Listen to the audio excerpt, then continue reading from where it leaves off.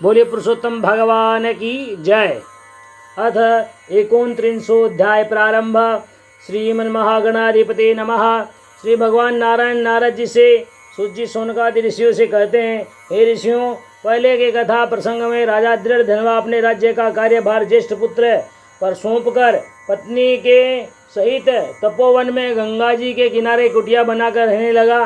गंगा जी में त्रिकाल स्नान करना, नित्य नैमित्तिक कर्मों के साथ भगवत भजन और आराधना करना, कंद मूल फल जो भी तपोवन में प्राप्त होते उनको खाकर और गंगा जल पीकर रहना, यही उनकी दिनचर्या थी। रानी भी पति की सेवा में रहकर पति की प्रत्येक कर्म में सहयोग देना, यही उस रात्रि का कर्म था। इस प्रकार तपोवन में रहकर भगवान नाम स्मरण करते हुए अनेक समय व्यतीत होने लगा।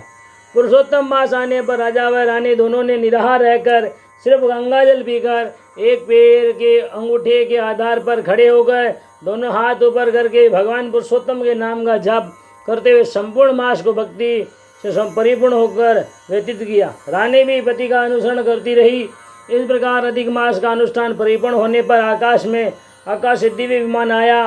उस विमान से कांति निकलकर चारों ओर प्रकाश हो रहा था। सोने की घंटियां, रत्नों और मोतियों की झालर बंधी हुई थी।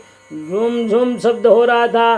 दिव्यांगनाएं नृत्य कर रही थी। उस विमान पर 2 दिव्य देवदूत बैठे हुए थे। विमान के पास आता हुआ देखकर राजा व रानी को बड़ा आश्चर्य हुआ। विमान से उतरकर दोनों दिव्य दूतों ने राजा से आग्रह किया कि हे पुण्यात्माओं, आपकी तपस्या से प्रसन्न होकर गोलोकाधिपति भगवान पुरुषोत्तम ने आपके लिए विमान भेजा है। आप इस नश्वर शरीर को त्याग कर विमान पर बैठे। उनके आग्रह पर राजा व रानी ने पंच महाभौतिक शरीर का भगवान पुरुषोत्तम का नाम स्मरण करते हुए शरीर का त्याग कर दिया। उनकी आत्मा चतुर्भुजी स्वरूप की होकर सूर्य के समान तेजस्वी हो गई। दोनों दिव्य पुरुषों ने राजा रानी को आदरपूर्वक विमान पर बैठाया। विमान अत्यंत तेज गति से अनेक लोगों को लांघता हुआ गोलोक में पहुंचा। भगवान के पार्षदों ने राजा रानी का सत्कार किया। इस प्रकार राजा व रानी दोनों दिव्य स्वरूप से भगवान पुरुषोत्तम के सानिध्य में रहकर मोक्ष को प्राप्त हो गए। हे ऋषियों, हजारों वर्षों तक तपस्या करने पर जिस पुण्य फल की प्राप्ति नहीं होती, वही पुण्य सिर्फ अधिक मास में स्नान, व्रत, जप, दान करने वालों को प्राप्त हो जाती है। अज्ञान अवस्था में भी घटित हुआ व्रत आदि पुण्य कर्म अनंत फल को देने वाला होता है। जैसे एक वानर को एक शाखा से दूसरे वृक्ष पर कूदते हुए पानी के कुंड में गिर जाने से अधिक मास में स्नान और व्रत का पुण्य प्राप्त हुआ, और उस पुण्य के प्रभाव से महापापी होते हुए भी सब पाप नष्ट होकर दिव्य स्वरूप का होकर विमान पर बैठकर गोलोक को प्राप्त हुआ। अज्ञान अवस्था में घटित पुण्य इतना फलदायी हो सकता है तो मनुष्य अपनी श्रद्धा से इसके महात्म्य को समझकर अधिक मास में नियम धारण करते हुए व्रत, पूजन, दान, कर्म के द्वारा व्यतीत करेंगे। उनको पुण्य का वर्णन करना सूर्य को दीपक दिखाने के समान है। हे ऋषियों, भगवान नारायण के मुख से वानर का प्रसंग सुनकर नारद जी आश्चर्यचकित होकर कहते हैं, हे महाप्रभु, आप मुझे उस वानर का संपूर्ण प्रसंग सुनाइए। कैसे उस पापी वानर को आकस्मिक पुण्य का लाभ प्राप्त होकर मोक्ष प्राप्त हुआ। देवर्षि नारद जी के आग्रह करने पर भगवान नारायण कहते हैं, हे नारद, केरल नाम के देश में एक ब्राह्मण रहता था। वह ब्राह्मण मूर्ख और महालोभी था। जैसे शहद की मधुमक्खी एक फूलों से बूंद बूंद शहद लाकर अपने छत्ते में जमा करती है, वैसे वह ब्राह्मण भीख मांगकर एक एक पैसा जमा कर जमीन में गाड़ कर रखता था। उसने प्राप्त किए पैसों का कभी सदुपयोग नहीं किया। वह द्रव्य न अपने परिवारजनों पर खर्च किया, न कभी भगवान के पूजन हवन में, न पितरों के श्राद्ध में, न दान पुण्य में। यहाँ तक कि लोभ के कारण कभी अच्छे वस्त्र नहीं पहना, कभी अच्छी स्वादिष्ट वस्तुएं या अन्न भी नहीं खाया। मनुष्य का जो कर्तव्य अपने परिवार का पालन पोषण करना, सामाजिक प्रतिष्ठा के लिए शुभ कर्म करना, ऐसे कोई भी कर्म अपने जीवन में उसने नहीं किए। माध्य मास में तिल का दान, सूर्य की संक्रांति में अनेक दान व सूर्य चंद्रमा के ग्रहण के समय जप, हवन कर्म, पर्व के समय स्नान आदि कोई शुभ कर्म और पुण्य प्राप्ति का कर्म अपने जीवन में कभी नहीं किया। उसने कर्मों के कारण समाज और परिवार के लोग उसको धिक्कारते और निंदा करते थे। फिर भी वह किसी की भी परवाह न करके अपने स्वभाव के अनुसार धन को जमीन में गाड़ कर रखना, वैसा कैसा भी वर्षा, ठंड या मौसम को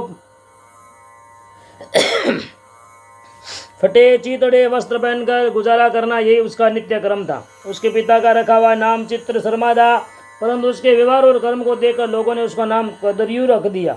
सभी जगह जगह लोग कदरियु नाम से उसको पुकारने व जानने लगे। तिरस्कार करने से उसके अपने परिवार को त्याग कर अलग रहने लगा। उसका नित्य नियम का प्रातः काल से भिक्षा मांगने निकलना, रास्ते में जो भी मिले वही बड़ी दीनवाणी से आंखों से आंसू बहाते हुए अपने शरीर की हालत दिखाते हुए प्रार्थना करते हुए भिक्षा मांगना। अपने नगर के अलावा अनेक नगरों में वह भिक्षा मांगता फिरता रहता था। जब जन समुदाय में कदरियों के स्वभाव और कंजूसी का प्रचार व प्रसार हो गया तो सभी लोग उसके धिक्कारने लगे और भिक्षा देना भी बंद कर दिया। भिक्षा न मिलने से कदरियों का मन बड़ा बेचैन रहने लगा। रात दिन चिंताग्रस्त होकर सोचता था कि मैं अब क्या करूं, कहाँ जाऊं, कैसे धन प्राप्ति हो। अचानक उसको याद आया कि मेरा बचपने का मित्र एक माली है, गांव से कुछ दूर उसका बगीचा है, वहीं पर वह रहता है, उसके पास जाना चाहिए। ऐसा सोचकर वहां जाने का निश्चय किया। माली हमेशा बगीचे में रहता था, गांव की और कदरियों की बातों से अनभिज्ञ था।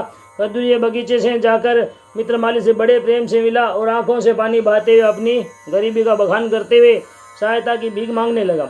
हे मित्र, मैं अपने दुर्भाग्य का वर्णन कैसे करूं, मैं बड़ा दुखी हूं, क्या करूं, कुछ समझ में नहीं आता। ग्रामवासी सब मेरा तिरस्कार करते हैं, कोई भिक्षा तक नहीं देता। मैंने नगर का त्याग कर दिया है, जहाँ जीवन यापन नहीं होता, ऐसे नगर में रहना क्या फायदा। माली ने कदरियों के प्रार्थना युक्त वचन और दयनीय अवस्था को देखा तो उसको दया आ गई और कहा, हे कदरियो, अच्छा हुआ तुम्हारे आने से मुझे भी सहयोग मिलेगा। मैं अकेला होने से दिन भर बगीचे में रहता, जिससे मेरे गांव में सब कार्य बंद हो गए थे। घर परिवार को देखभाल भी बराबर नहीं हो पाती थी। मैं बगीचे की चिंता से मुक्त होकर गांव में फुलहार का व्यवसाय करके घर परिवार को देख रेख कर सकूंगा। तुम यहीं बगीचे में रहकर इसकी देख रेख करो। ऐसा कहकर कदरियों को अपने बगीचे में रख लिया। कुछ दिन माली नित्य प्रति बगीचे में आकर वहाँ का कामकाज उसको समझाने लगा। जो काम माली बतलाता, कदरियो बड़ी मेहनत से उस कार्य को करता, बड़ी तन्मयता से बगीचे में फलों की रक्षा करता, गिरे और पके हुए माली को सौंप देता। उसके व्यवहार और मेहनत को देखकर माली को उस पर विश्वास हो गया कि वह अपने परिवार बंधु बांधव जैसा ही बगीचे की सारी जिम्मेदारी उस पर छोड़कर गांव में रहने लगा। अपने पूर्वजों का पारंपरिक व्यवसाय फूलों की दुकान को शुरू कर दिया। माली को कदरियों पर विश्वास और समय की कमी से बगीचे में बहुत कम कई दिनों के बाद जाने का मौका मिला था। कुछ दिनों तक कदरियों ने बगीचे के पके फलों को मालिक के पास पहुंचाया, परंतु लोभी होने के कारण उसने मन की भावना बदल गई और पके फलों को मालिक के पास पहुंचाना बंद कर दिया। बगीचे से निकले हुए चोटीले दागी फलों को स्वयं पेट भर खाता, अच्छे फलों को बेचकर जो पैसा मिलता उसको ज़मीन में गाड़ देता। कई दिनों तक फल न पहुंचने से माली एक दिन समय निकालकर बगीचे में पहुंचकर कदरियों से फल न लाने के विषय में पूछने लगा। तो कदरियो कहता है, हे मित्र, इस बगीचे में पशु पक्षी बहुत आते हैं और सब फल खाकर नष्ट कर देते हैं। देखो, मैंने कई पक्षियों को भगाया है, तुम्हारा भी देखो, उनके पंख और शरीर का मांस पड़ा हुआ है। यहाँ तो मेरे खाने के लिए भी फल नहीं मिलते। मैं तो किसी तरह गांव में अन्न की भिक्षा मांगकर अपना गुजारा करके तुम्हारे बगीचे की देखभाल करता हूँ। पक्षियों के मरे हुए शरीर और मांस अपंग आदि देखकर माली को कदरियों की बातों पर विश्वास हो गया। गाँव में माली का व्यवसाय अच्छा होने से आमदनी खूब बढ़ गई थी।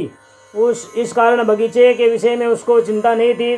माली गांव वापस चला गया और अपने व्यवसाय में लग गया। इधर कदरियो पहले से भी अधिक फलों की चोरी करके बेचता और प्राप्त किए धन को जमीन में गाड़ देता। इस प्रकार कई वर्षों तक यही क्रम चलता रहा। कदरियो की आयु का अंतिम समय आ गया। एक दिन कदरियो मृत्यु को प्राप्त हो गया। मृत्यु के समय यम के दूतों ने उसको जीवात्मा को रस्सी से बांधकर यमपुरी ले चले। मार्ग में यमदूत उसको मुद्गरों से मारते, अनेक प्रकार कष्ट देते हुए ले जा रहे थे।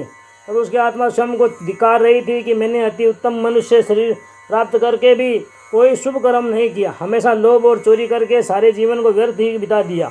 न तो कोई दान किया, न पूजन हवन किया, न कोई व्रत उपवास किया, न किसी पर्व में दान पुण्य किया, न अच्छे वस्त्र पहना, न अच्छा भोजन किया। जमीन में गड़ा हुआ धन वहीं गड़ा रह गया, उसका भी कोई उपयोग मैंने नहीं किया। जय जय श्री अधिक मास महात्म्य सार ब्रह्मनारदीय पद्माधारे 29वां अध्याय परिपूर्ण।